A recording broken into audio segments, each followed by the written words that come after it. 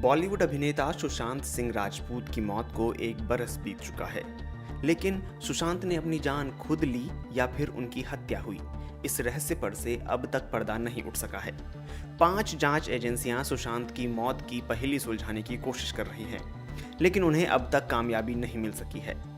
34 बरस के सुशांत सिंह की मौत 14 जून 2020 को हुई थी।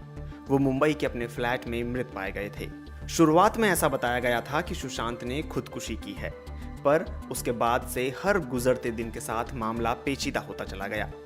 Mumbai police, Bihar police, CBI, narcotics control bureau और प्रवर्तन निदेशालय यानी ईडी, वो 5 एजेंसियां हैं जिन्होंने अब तक सुशांत सिंह की मौत की जांच की है।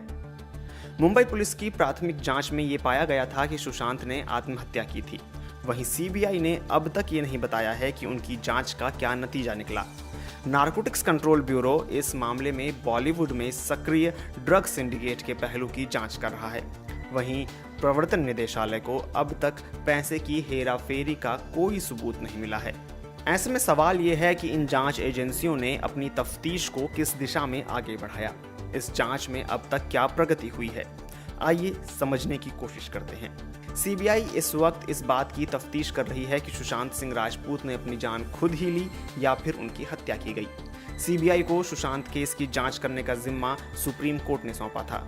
इस बात को भी 10 महीने बीत चुके हैं। महाराष्ट्र के पूर्व गृह मंत्री अनिल देशमुख लगातार ये मांग करते रहे हैं कि सुशांत केस से जुड़ी सीबीआई की जांच रिपोर्ट को सार्वजनिक किया जाए। सीबीआई ने इस मामले में बॉलीवुड अभिनेत्री और सुशांत की गर्लफ्रेंड रही रिया चक्रवर्ती, सुशांत के दोस्त सिद्धार्थ पीठानी, उनके रसोइये नीरज और दीपेश सावंत के बयान लिए हैं। सीबीआई ने इस बात का पता लगाने के लिए एक समिति बनाई थी कि क्या सुशांत की हत्या की गई थी। इस समिति की अगुवाई दिल्ली के एम्स अस्पताल के फॉरेंसिक विभाग के प्रमुख डॉक्टर सुधीर गुप्ता कर रहे थे। सुशांत के घर पर क्राइम सीन को रिक्रिएट किया गया था।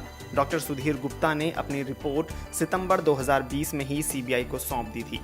मीडिया से बात करते हुए डॉक्टर सुधीर गुप्ता ने कहा था कि सुशांत ने खुद को फांसी लटकाकर जान दी। ये मामला खुदकुशी का है, उनके शरीर पर कोई और निशान नहीं मिला है। इस बीच बीजेपी के सांसद सुब्रमण्यम स्वामी ने इस केस के बारे में प्रधानमंत्री कार्यालय से जानकारी मांगी थी। सीबीआई ने उन्हें बताया कि इस केस की तफ्तीश चल रही है और मामले के हर पहलू पर विचार किया जा रहा है। सीबीआई ने कहा था, इस मामले की पड़ताल में सबसे उन्नत तकनीक का इस्तेमाल किया जा रहा है। हम जब्त किए गए इलेक्ट्रॉनिक उपकरणों से आंकड़े जुटा रहे हैं। वरिष्ठ पुलिस अधिकारियों ने तमाम जगहों पर जाकर भी पड़ताल की है। ये पहली और आखिरी दफा था जब सीबीआई ने आधिकारिक रूप से सुशांत केस की जांच की जानकारी दी थी। तब भी सीबीआई ने अपनी जांच के निष्कर्ष के बारे में कुछ नहीं कहा था।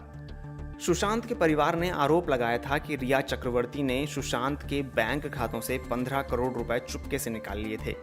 प्रवर्तन निदेशालय यानी ईडी ने इस केस में prevention of money laundering act यानी पीएमएलए के तहत पड़ताल शुरू की।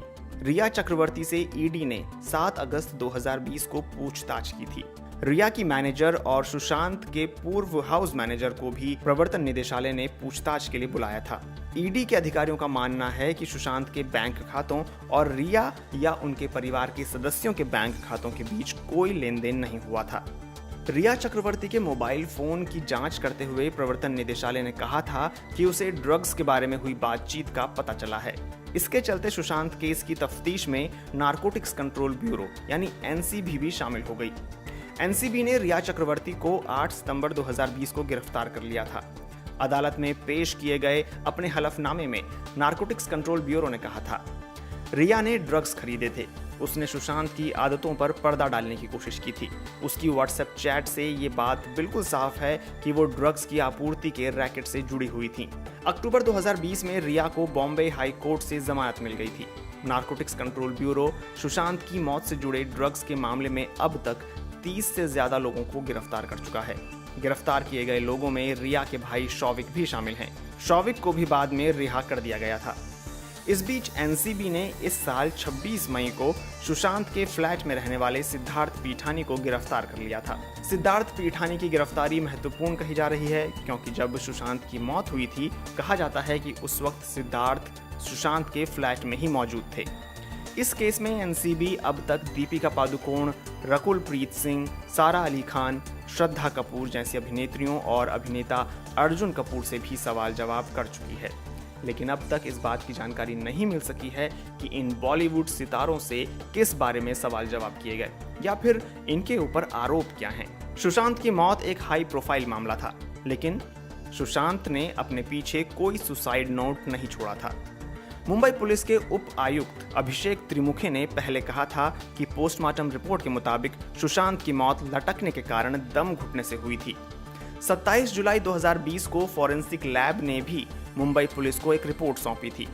फॉरेंसिक लैब की इस रिपोर्ट में इस बात का जिक्र था कि ये हत्या का मामला नहीं है। सुशांत के विसरा के नमूने में भी कोई नुकसानदेह केमिकल या ड्रग नहीं मिले थे। सुशांत के गले के इर्द गिर्द कपड़ों के कुछ रेशे जरूर पाए गए थे। मुंबई पुलिस ने उस कपड़े को सुशांत के फ्लैट से जब्त किया था। फॉरेंसिक अधिकारियों ने कहा था ये कपड़ा 200 किलो तक का वजन बर्दाश्त कर सकता था। सुशांत के परिवार ने मुंबई पुलिस की तफ्तीश पर सवाल उठाए थे और उन्होंने बिहार पुलिस के पास सुशांत की मौत से जुड़ी एक नई शिकायत दर्ज कराई थी। सुशांत के परिवार के आरोपों से उनकी मौत के केस में राजनीतिक मोड़ भी आ गया था। ये मामला बिहार में विधानसभा चुनाव से ठीक पहले उछला था। स्थानीय स्तर से लेकर राजधानी तक ये मुद्दा राजनीतिक आरोप प्रत्यारोप की वजह बन गया था। बिहार पुलिस की एक टीम मामले की जांच के लिए मुंबई पहुंची थी। इस मामले में बिहार पुलिस के जांच करने के अधिकार पर सवाल उठे और मुंबई गई बिहार पुलिस की टीम के साथ कई नाटकीय मंजर भी देखने को मिले। इसके चलते बिहार और महाराष्ट्र के बीच काफी जुबानी जंग भी हुई थी। तो भले ही सुशांत सिंह राजपूत की मौत की जांच में 5 एजेंसियां शामिल हो चुकी हों, पर अभी भी ये राज बना ही हुआ है कि सुशांत ने खुदकुशी की या नहीं। चूंकि अब ये केस सीबीआई के पास है, तो सुशांत के फैन और दूसरे लोग इस केस में सीबीआई के बयान का इंतजार कर रहे हैं।